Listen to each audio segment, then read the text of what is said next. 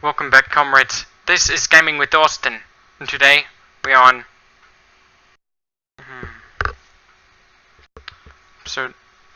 episode 63 of Season 2.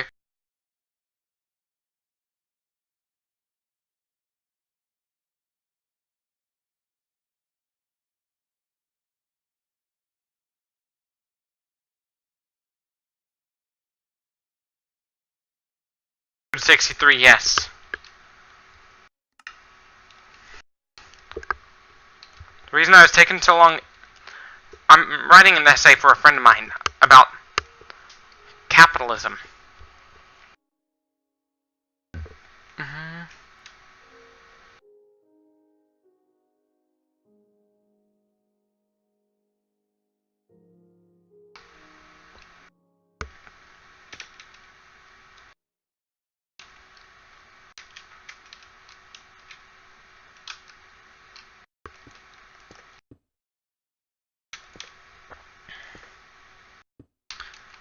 How it's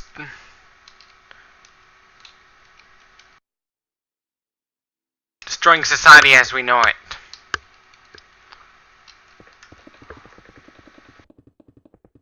And turning society into a dictatorship.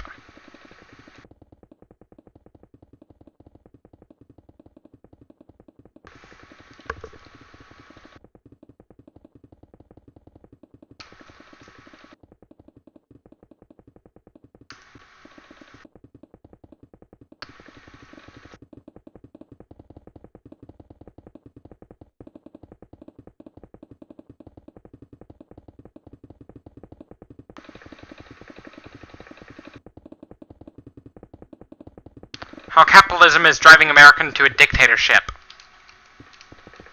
Because the truth is, we are no longer a democracy, sadly.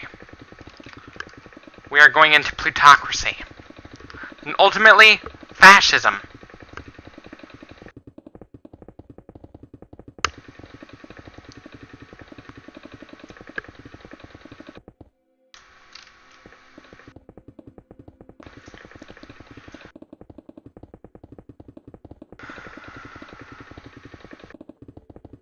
My goal is to dethrone capitalism. I'm going to dethrone money from leadership and replace money with labor, in which the labor would control the politics. The labor of the people would control the politics.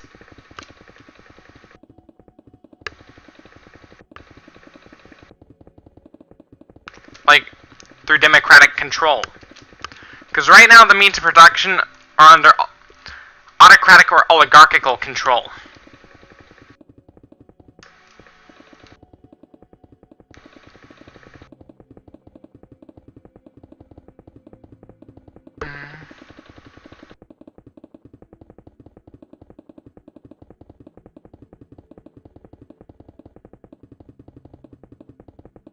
My problem with taking away guns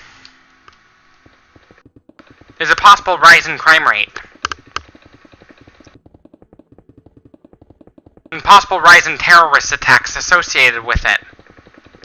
Especially the Islamic extremists out there, who cause terror even in countries with really strict gun laws.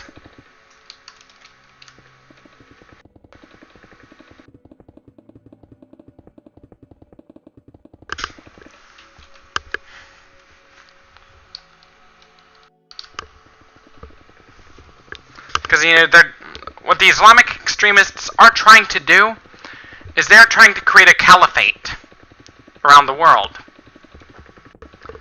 Which means what they're doing to try to create it involves breaking several laws. Yes, even laws that violate religious freedom. No. Yes, crime. What they're doing involves breaking several laws. One, laws that includes laws that are protecting our religious freedom. Hence the name Islamic, hence the caliphate. They're going around even the toughest of the tough gun laws.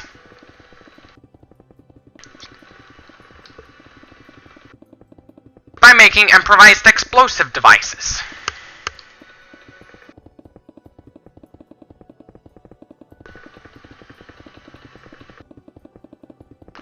In the assault weapons ban, massacres were rare, but they were pretty deadly. The deadliest massacre we had was 9/11.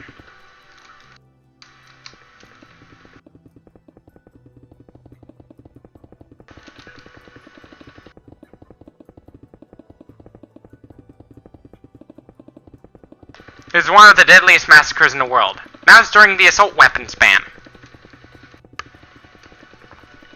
This is proof that gun-related deaths...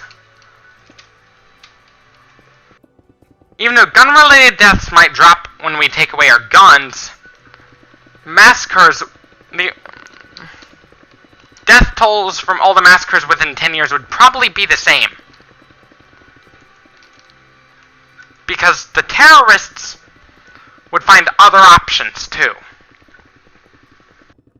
See what I'm saying?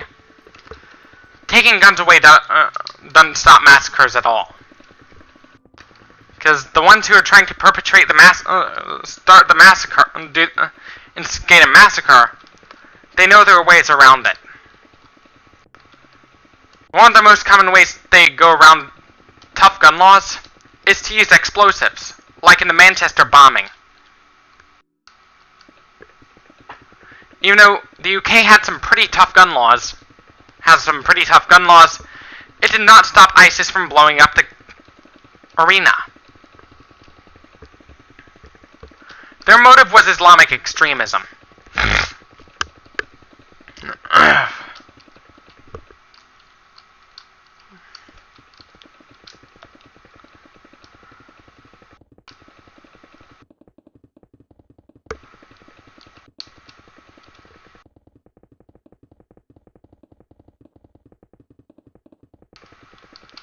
The reason they're trying to cause terror over in Europe is they're trying to create a gigantic global caliphate.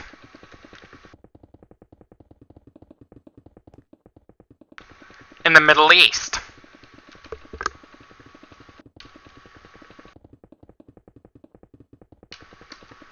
Gun laws never work in stopping massacres around the world. In fact, terrorists will find a way around it. Think of the Olympic Park bombing. Eric Rudolph's motive, yes, that's the name of the perpetrator, who is now spending the rest of his life in prison.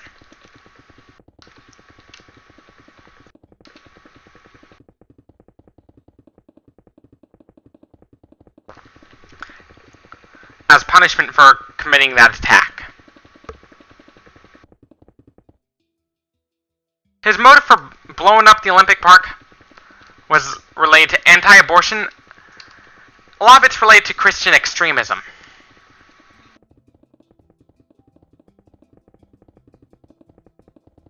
Gun control doesn't stop massacres, but may stop people from hunting.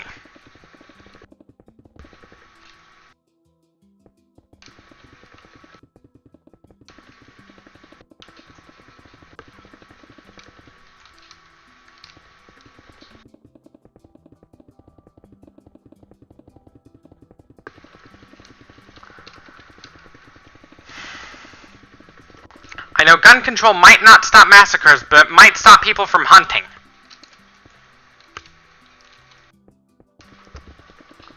Because we have predators for that.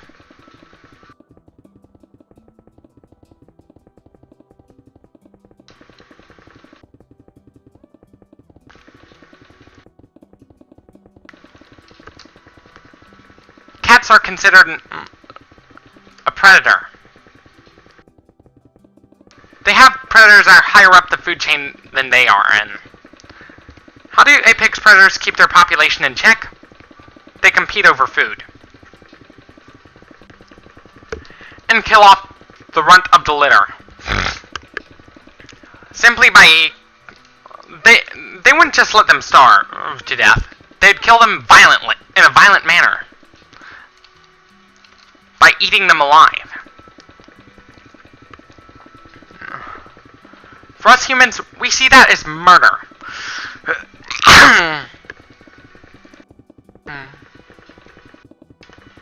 We see that as murder. I see execution as murder too. Like, in the sense of capital punishment. I see that as murder.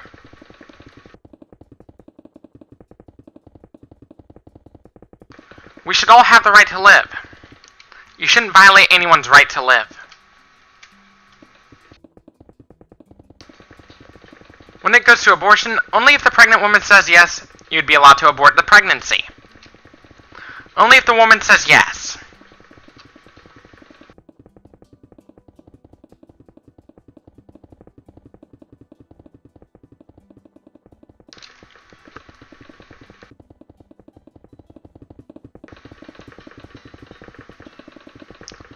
Same thing with euthanasia.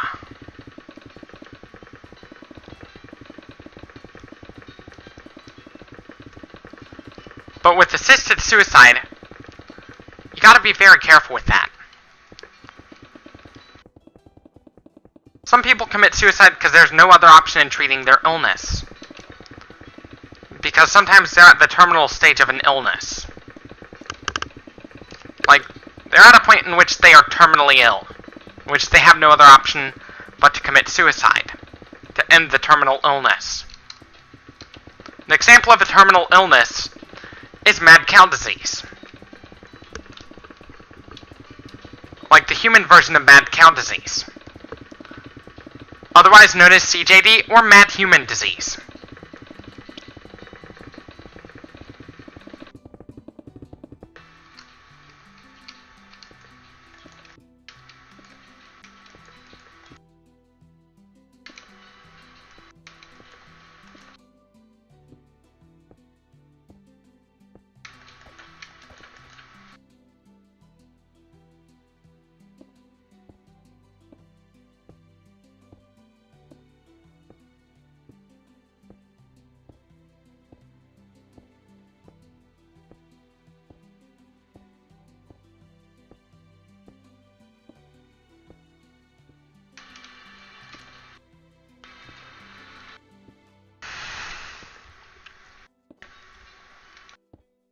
Another example of a terminal illness is very aggressive cancer.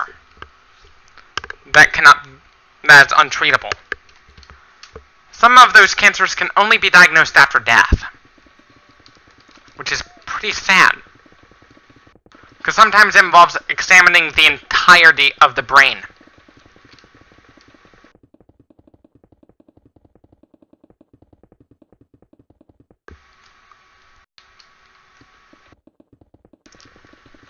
Which is why you shouldn't attempt to revive someone who's been decapitated.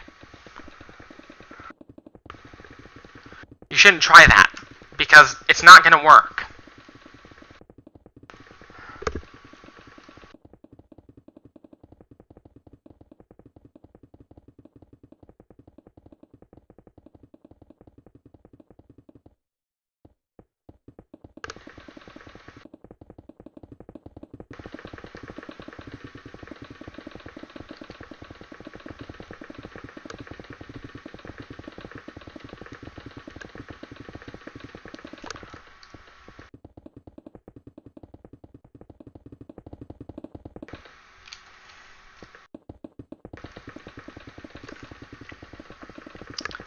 Since we're not apex predators, because there are predators that eat us too,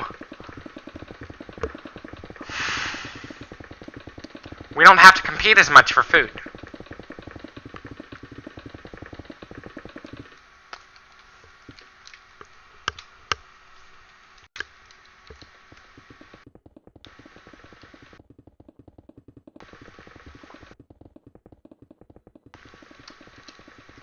Because we can simply change our diets to become vegan.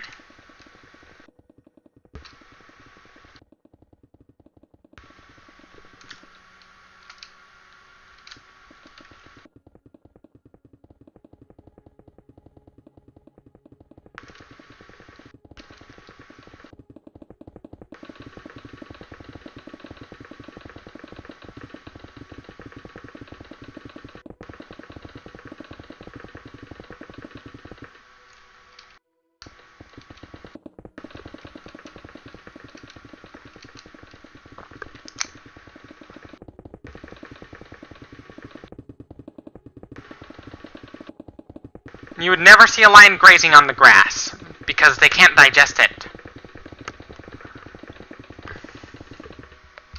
Lions, the reason they ensure that only the most competitive survive to adulthood, this is because their food source is not as readily available as us humans.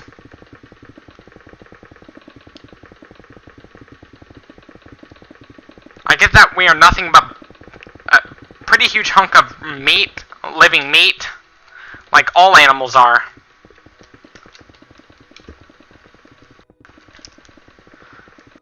But,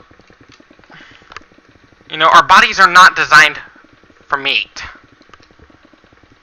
Our bodies cannot digest it well at all. In fact, raw meat can make you pretty sick. Because our bacteria, our stomach juices are not strong enough to digest, break it down and kill the bacteria.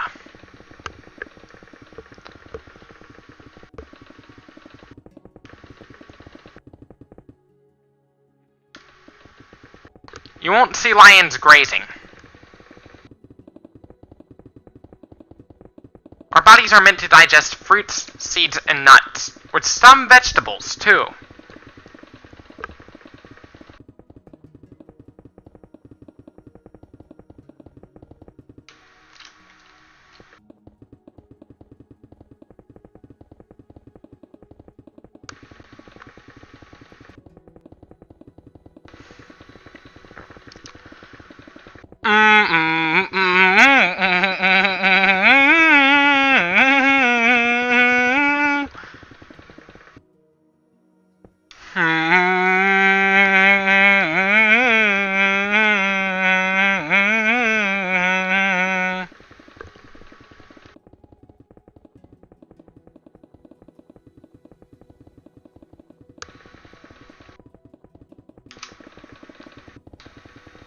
Lions, they don't kill because they want to, they do it because they have to. We humans shouldn't have to kill our animals for other animals for food.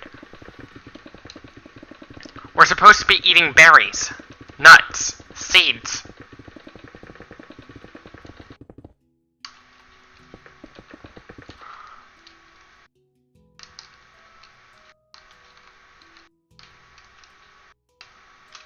We're not supposed to be eating meat.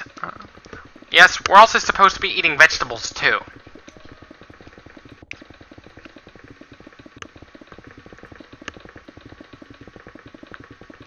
And other fruits as well. Our canines are used for defense.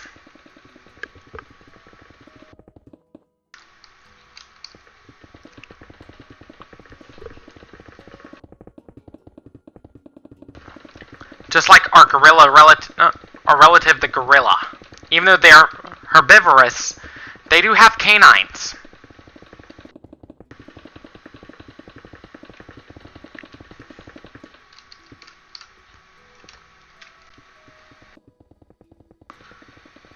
As genetic engineering gets more advanced, we can fine-tune our DNA to where we don't have to compete for food anymore.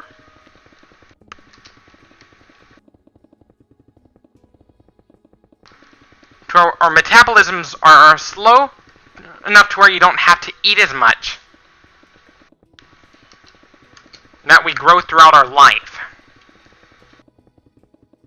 Albeit at a much slower rate.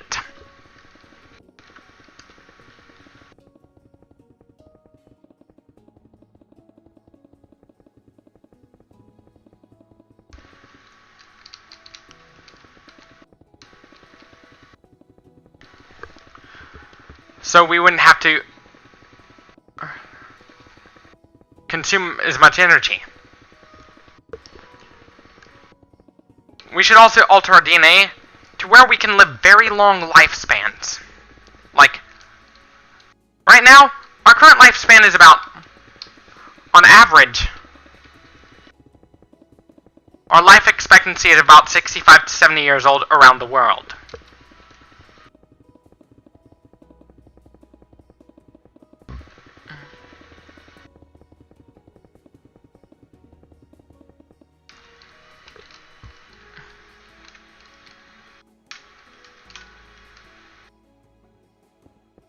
Right now, our current lifespan is about 65, 70 years old around the world, on average. One thing that has a huge impact on the life expectancy is child mortality rate. If we reduce that, the average lifespan would increase by a lot. Like if we prevent all those childhood diseases that are easy to prevent. One example of a preventable childhood disease is malaria.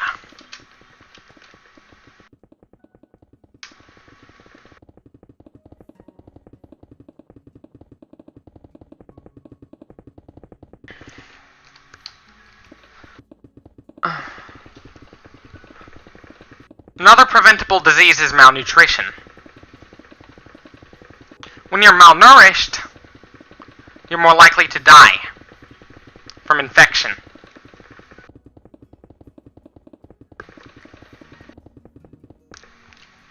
This is why so many kids in Yemen, in the impoverished regions of Africa, are dying so young. Malnutrition and disease.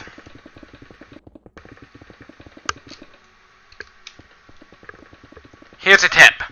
If you want to help them, just donate to UNICEF. Please donate to UNICEF. What we need is an international effort to eradicate poverty and disease. How? We could educate people that being greedy is ultimately wrong. I know it may be good for you, but for the collective, it's not that good for the collective. Because there are starving kids in Africa.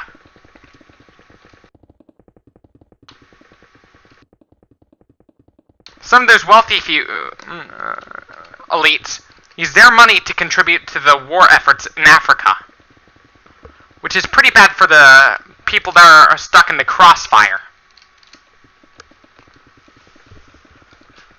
Our goal is to end all wars. How? We're going to form international confederations. Like the European Union.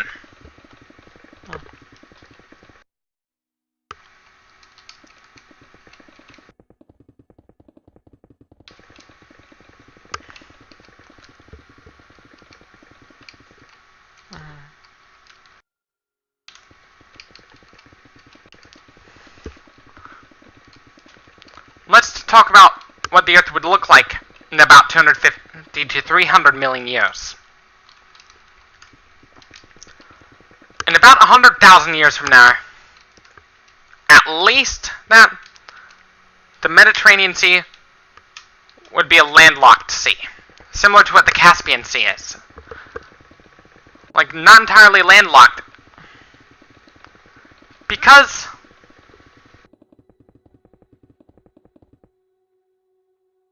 whilst the Mediterranean Sea is closing in, the Red Sea is opening up. Which means Africa would ultimately separate from the Middle East.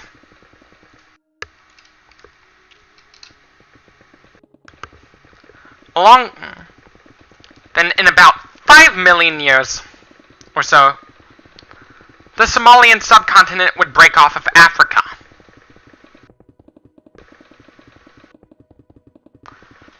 The Mediterranean Sea would further subduct. Further. Like, there'd be a very wide river that separates Somalia from the rest, the Somalian subcontinent from the rest of Africa.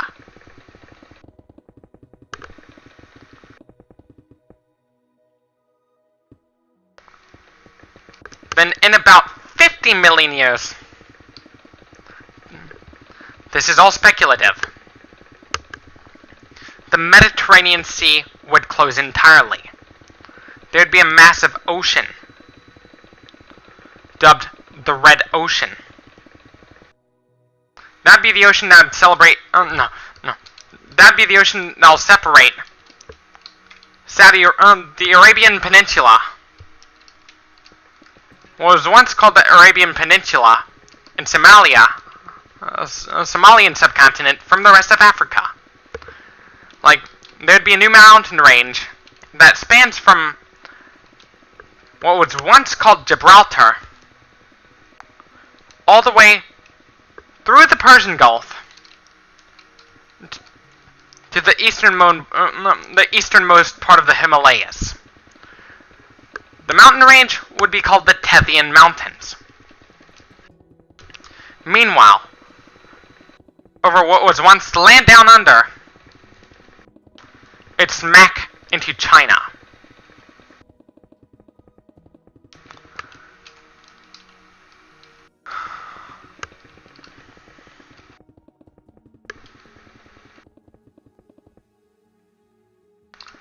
The Atlantic would get wider.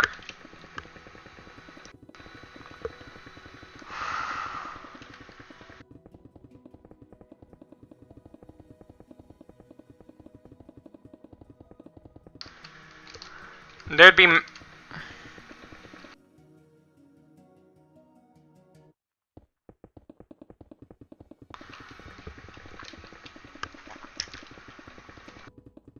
be patches of islands near the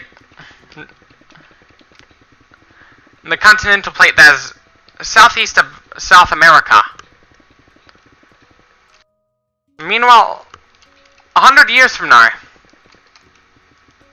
no, 100 million years from now,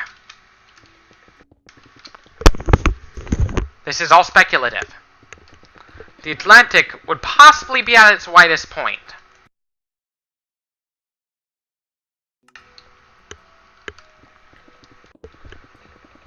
Like, but in my model, the Atlantic would keep getting wider.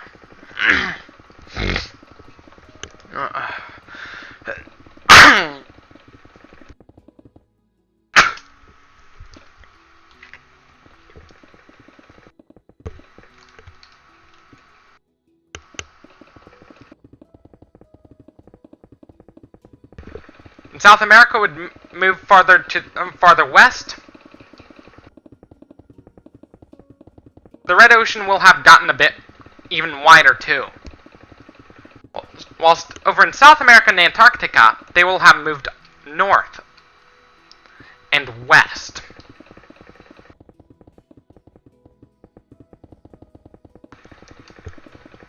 But in about 250 million years from now, like probably before that, there'd be a massive land bridge that connects South America to Antarctica.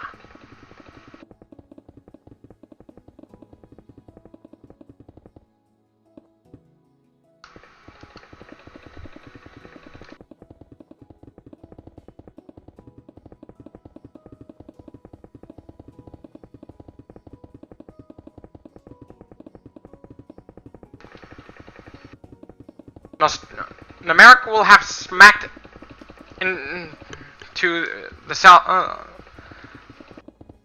southeastern Russia. Like, America would have smacked into Russia.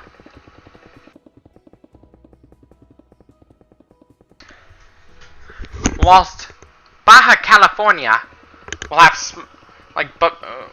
back to 50 million years ago from now, Baja California will have smacked into Alaska.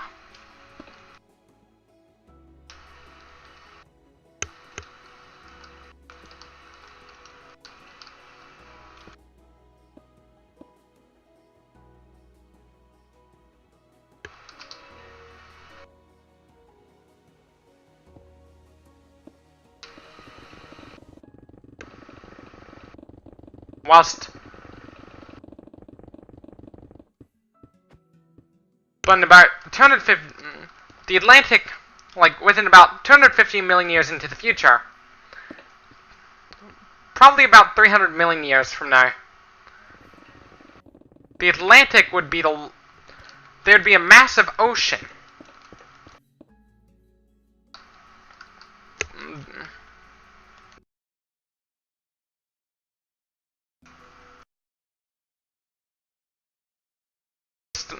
Like, there'd be a massive ocean called the Great Indo-Atlantic Ocean. The mountain range that'd go from Gibraltar all the way to eastern India would be called the Tevian Mountains. With the mountain range going from west to east Australia, like through long ways, like between Siberia and America, would be called the Austro-Siberian Mountains, with Siberian being a combination of both Siberian and American. Anyways, this is it for this video. Don't forget to leave a like if you like this video, dislike if you disliked it, subscribe for more, share this with your comrades on social media, support me on Patreon, and also donate to UNICEF to help the starving kids in countries that are struggling throughout around the world. As always, thank you for watching, stay tuned for more, and peace out.